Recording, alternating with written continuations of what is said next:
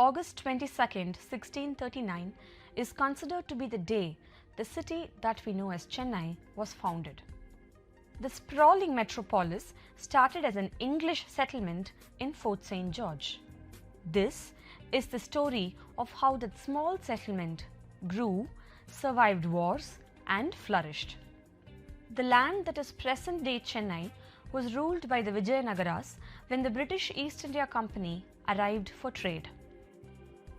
The British secured a grant from the Vijayanagara chieftain Damarla Venkatadri Nayaka for a 3-mile-long strip of land in the fishing village of Madrasapatnam.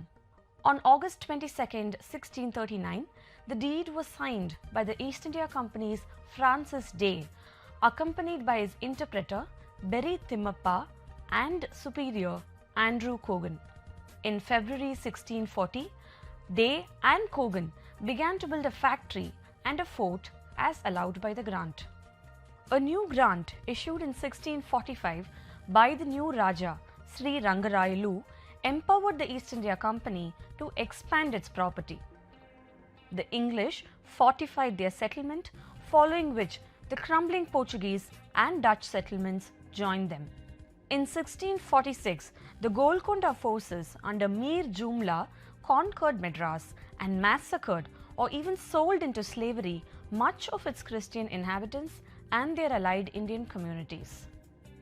In 1687, after the fall of the Golconda, the area came under the control of the Mughals, who granted the rights of the East India Company in Madras, and the city developed and expanded. From 1687 to 1692, the settlement was governed by Elihu Yale, from whom the Yale University takes its name. In 1746, the city was taken over by the French, only to be returned to the British 2 years later. Madras was also targeted by Hyder Ali, the Sultan of Mysore, in the First Anglo-Mysore War from 1766 to 1769. However, the British regained control and what was by then becoming an important centre for trade between India and Europe. In 1788, Thomas Parry came to Madras and set up one of the oldest mercantile companies in the city.